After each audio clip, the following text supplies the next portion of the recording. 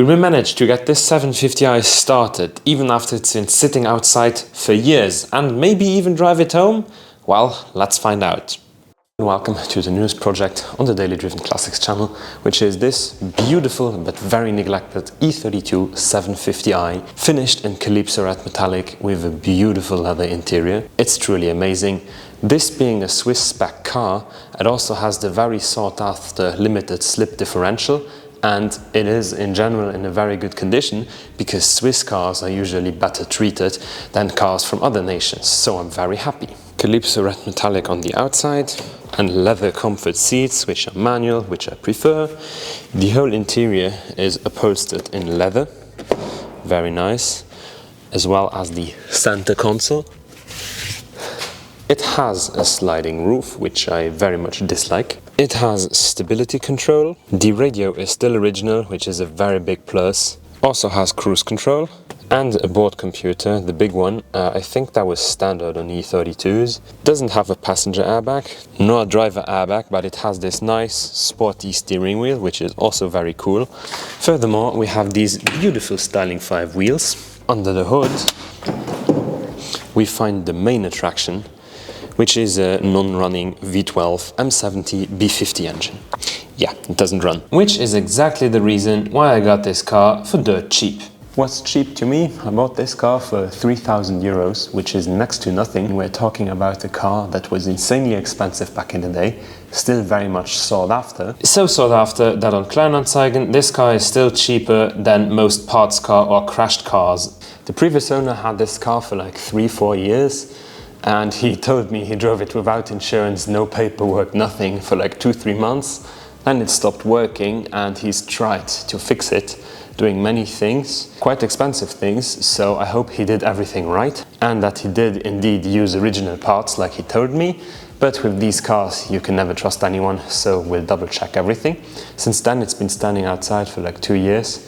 And now I am very humbly going to try to make it work again, which is hopefully not going to be too difficult. I also bought quite a few parts, mainly a full refresh set for the whole braking system.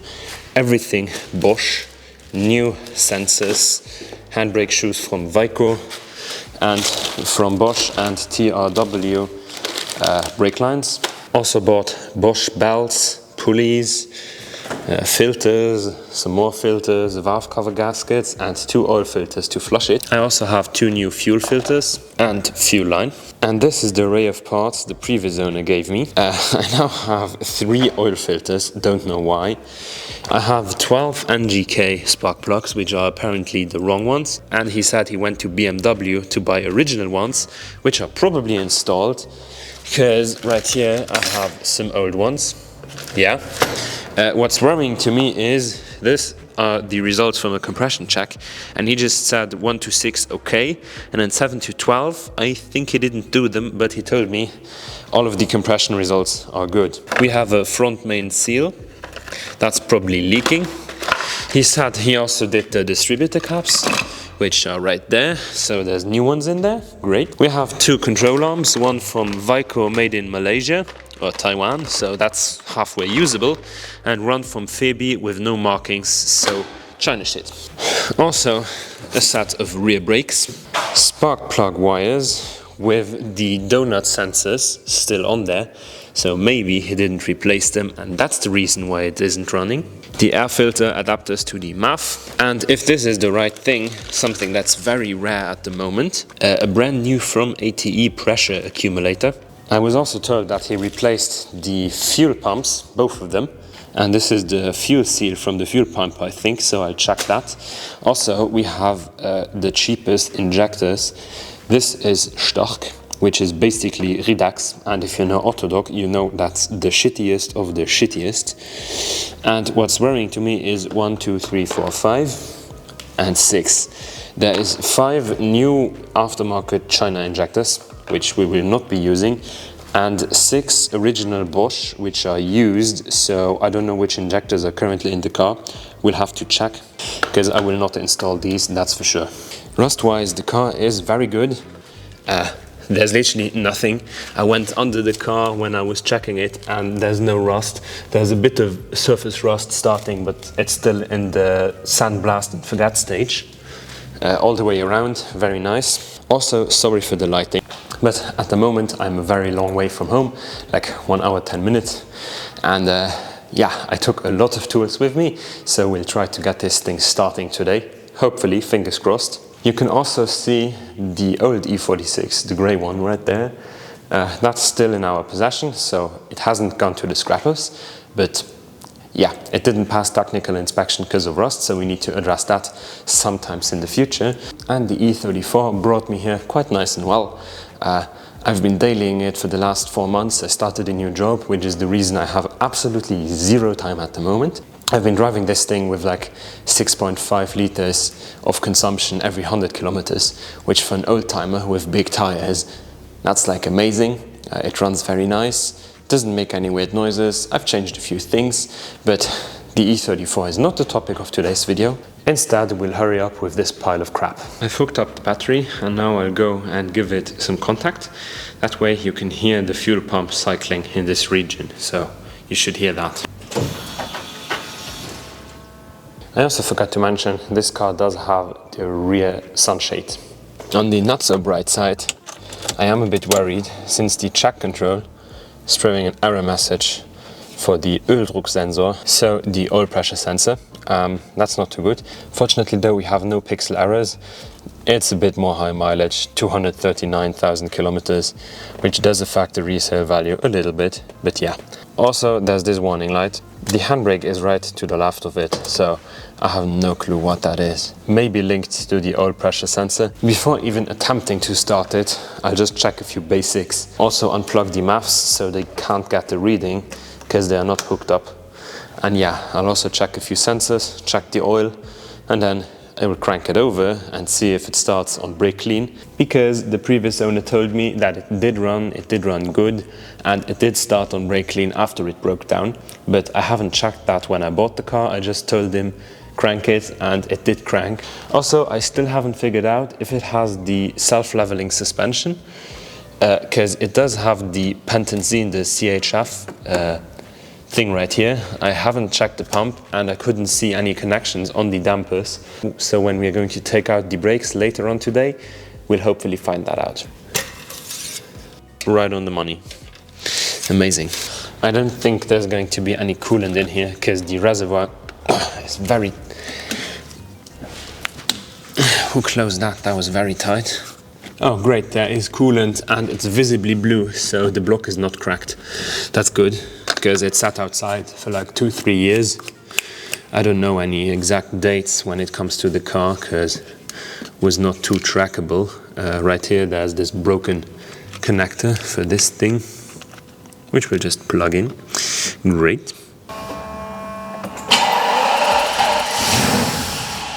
It even fired without brake clean. That's crazy. And I love the starting sound of these V12s. The starter just sounds so powerful. It's amazing. It starts, it does want to run. We do have ignition, we do have air delivery. There's just some issue with the fuel delivery because it starts and then it dies down. What exactly is it? I have no clue. Could be other things like crank sensor, but I don't think it would be crank sensor because then it wouldn't even start probably. Could be donut sensor related. I am not very knowledgeable about these engines. It's just not my thing yet. Also, it turns over regularly, so compression should be similar on all cylinders, which is always a very nice thing to have. We do get fuel to the engine because the first start was without brake clean, so it did have its own combustible matter going to it. Maybe it's losing fuel pressure because the fuel filters are severely clogged. Could be possible. I think these still have metal fuel tanks, so it may be internally rusted and the filters are plugged with rust. Could be the case. I brought some good 102 octane fuel with me, so the next thing is just getting 10 liters into the fuel tank, because the fuel gauge shows 0. Another thing that speaks for fuel issues is when I open the tank, it does smell stale, it doesn't smell like good petrol.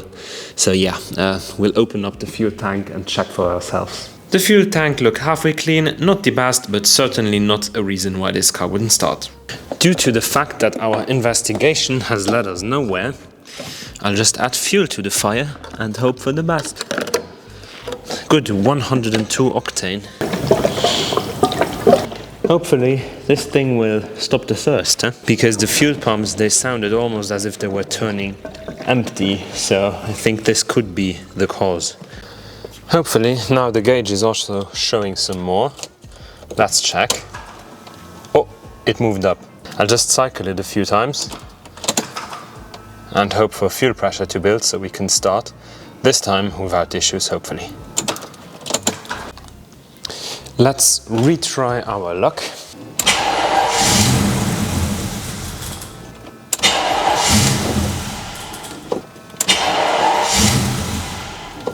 There's definitely some other black magic going on in there. I then put all the uncovered wires back into the tray and closed it off with the lid. I also found another broken off connector that wasn't attached. At that point, I decided to continue with the brakes because getting this car started that day was no longer possible. We will start and drive it in this video though.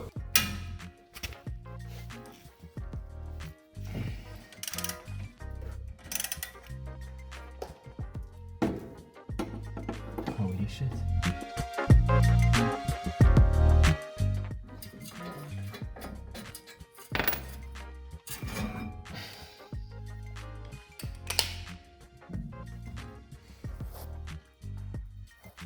Okay, I just noticed it does have the self-leveling suspension, which is very bad because it's leaking. And these are like incredibly, very much expensive. Like ridiculously stupid kind of expensive rusty brackets. But in general, as you can see, for a car with 240,000 kilometers, well, some parts are rusty, but this is not bad.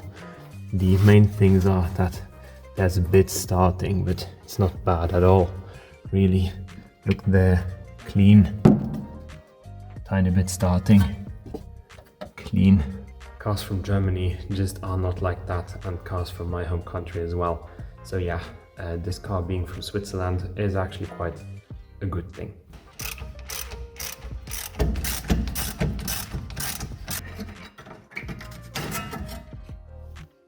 Currently a week later, I am back at the E32's resting place. Brought some goodies with me, and by goodies I mean perfectly homemade restored brake calipers. Eco-friendly, homemade, natural, bio, everything. I'm just joking, I just refurbished them myself for like 20 bucks a caliper or 15 bucks a caliper. It's just way cheaper to restore it yourself, and then you have the original ones, because if you buy aftermarket ones and send them your original ones, oftentimes the ones that they send back are no longer original calipers, so the BMW logo is missing, the ATE and the Dimension logos are missing, which is quite a shame. I've done a lot of digging on the 750 and the M70 in specific, and I found that even though last time I had specifically disconnected the MS meters, because every other car I know, the ECUs have an emergency protocol. If these are not hooked up, they run on the base map. And that car doesn't have that. So by not having them plugged in, it doesn't get an air mass meter signal and shuts off. So I hooked these up. I also looked at the forum and the cylinder identification sensors, and everything is supposed to be right.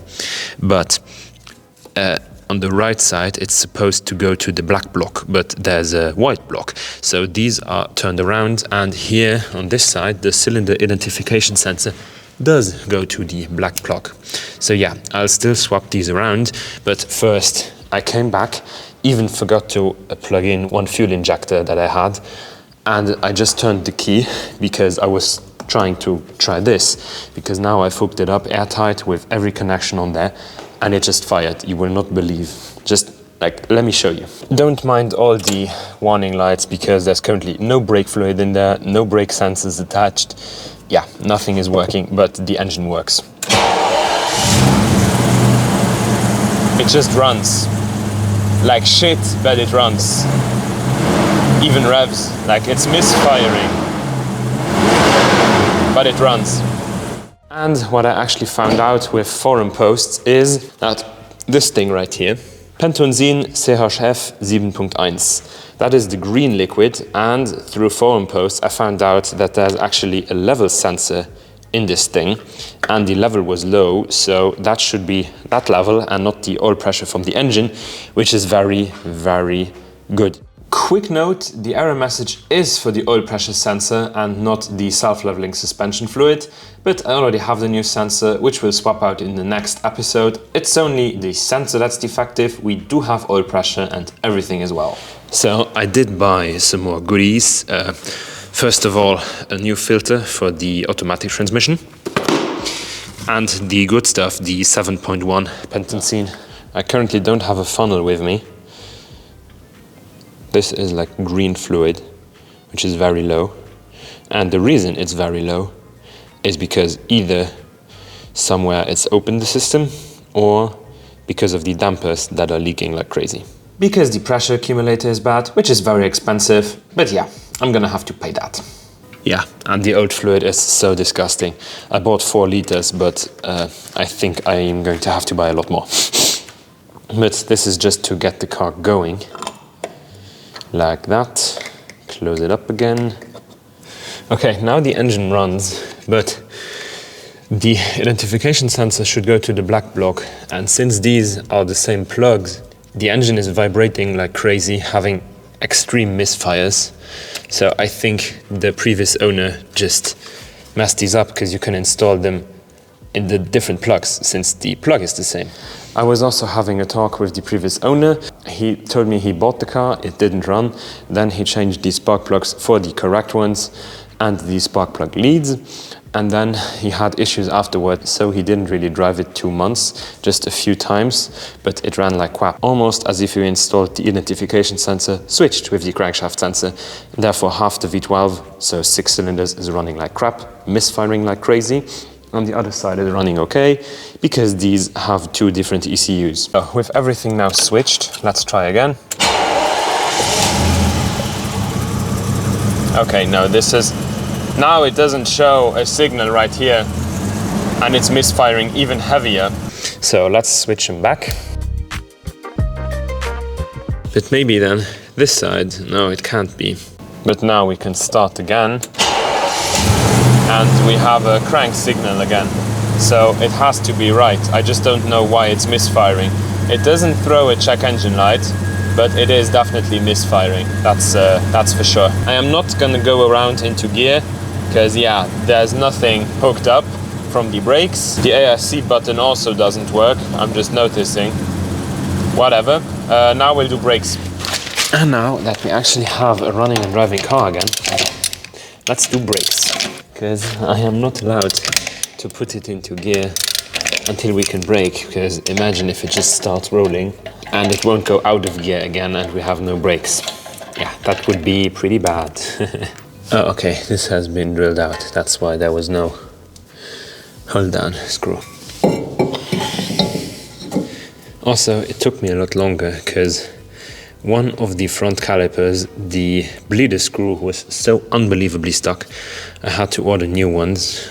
Yeah, that took a while. I had to order some more parts, had to do more of other things, worked on the 9 for once again. Yeah, I had a lot to do.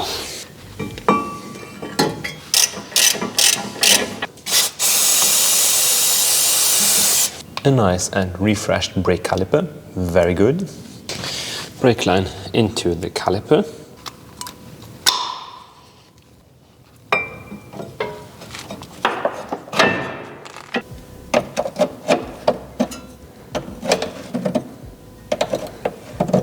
And install the grommets into the clips, which is useless because the clip is broken.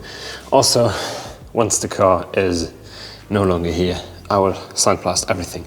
So everything does have to come out anyways. And yeah, that's why this is just a temporary solution. And now the rear brake calipers, which look spectacular. As I've already explained, this is a very temporary solution, just to drive like once, because I don't want to drive on these brakes. But I don't have all my tools with me. This is where the brake reservoir resides. I'm going to try to yank it out and clean it a bit, because I don't want all the dirt that's in there to go in the brake system. Great. At least we didn't break everything. That is now as clean as I can get it. If you know these reservoirs, you'll see that this part is dirty because there's still a second chamber in there. I've sprayed like 3 cans of brake clean in there, couldn't get more out, so that's as clean as I can get it as of right now. So yeah, once the car is back at home, I can just chuck that into the ultrasonic cleaner and it will come out looking brand spanking new. Yeah, this is as clean as I can get it right now, and that should be enough to suffice for just a quick 50-kilometer drive. I have lubed up the seals and the reservoir and installed it, filled up the bleeder, and now I'll try to get as much into the reservoir from the bottle without spilling the whole bottle. That started quite well. 1 bar of pressure has been reached and we have no leaks so far. Amazing. Now we can start bleeding. That procedure will now take absolutely forever, as always with brake bleeding. The worst job on cars. Okay, we already have fluid flow. It is very dirty, but it is not nearly as bad as I imagined. I've seen worse. Now all 4 corners are bled and we can hopefully do our first few meters with this car.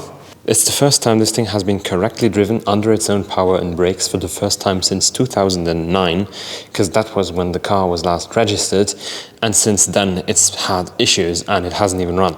So yeah, first time moving in a very long time. Okay, let's see what this can do. We're in park.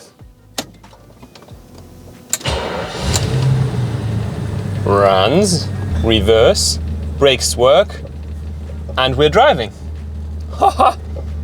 Neutral.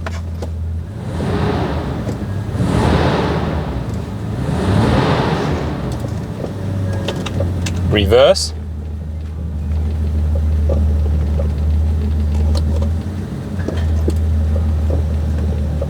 Woo! Quite the adventure, I have to say. There's also a lot of play in the steering. Holy shit, is this thing burning oil! Okay, yeah, we have to do valve stem seals. Okay, this is beyond ridiculous. I am getting out of here because this is cancer waiting to happen. You can see the thick smoke, like that's everything. Oh damn! That's a lot of oil that's being burnt. But we don't care about that because our piece of shit runs and drives. Look at the smoke in the corner, it's truly ridiculous. Thank God that nothing here is like truly closed, because without that, I'd be dead. And now we know why this was low. The pressure accumulator at the front is so broken that it pushes the oil out as soon as you step on the pedal, which is quite bad. Also, it's ridiculous how fast this thing gets hot. Yeah. It should have oil. I'm quickly going to check if this is full of oil because it's been running for like 1.5 minutes. If that thing ain't full of oil, this thing ain't driving out of here. I mean, it makes sense that it's the sensor and not the oil pressure itself for one reason. The light doesn't even go on. So yeah, if it would be the pressure, the light should stay on. And holy crap, I almost lost that. But yeah, the light isn't even coming on, so I think that could be related to that. So I'll just quickly pull that off, and there has been oil going through there because there's bubbling happening. The third time I arrived, I brought some new rubber boots because the old one turned into plastic and were cracked. The new ones cost 120 euros for both of them. Expensive. Talking about the rubber boots, the engine ran way better afterwards because it wasn't pulling air leaks because the old ones were actually cracked. And right here's the part number if you need it yourself. These are made in Turkey by BMW. After that, I checked if we have the correct spark plugs, which we do, and we also do have the correct resistance in the spark plug wires. At that point, I was sick and tired of looking for things, and I just decided to send it. So I drove it back. 70 kilometers as a first drive.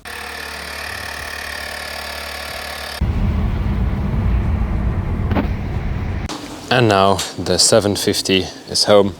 Amazing. Just has a slight misfire. After replacing the air intake boots, it ran so much better. There were huge air leaks right there because they were ripped, both of them. So I replaced these and that helped quite a lot. For the rest, I haven't found any other air leaks, but we'll use our smoke machine to find everything, dig into the engine real deep, change the valve seals because these are insanely leaky. At one moment, I wanted to tow the car because it was smoking so bad, and after like 7-8 minutes, everything cleared out. The engine ran normal again. But there was an abnormal amount of smoke coming from it, which was all oil being burnt, so we do have to address that. I almost couldn't make the trip because we had 3 batteries with us and all of them were flat. And on the last attempt I used my booster, which was also almost flat, so she barely cranked. If I would have just slipped off the key, it wouldn't have started. But the first drive was already 68.9 kilometers, so 69 kilometers. It's still warm after like over an hour. The V12 keeps the heat like crazy, and we had a consumption of 15.2 liters. When I arrived, I had 14 or 13.8, but it went up because I had it idling to check for leaks and for other stuff. But it ran superbly smooth, even with the heavy misfire. And yeah, I didn't really press on the throttle because it's misfiring. I had to limp it home. But yeah, now it's home, now I can work on it. I have all the repair parts with me. But as of right now, the E9 is going to take first car on the list because we have to do a lot of that. But yeah, the 750 is home. Thanks for watching and see you soon.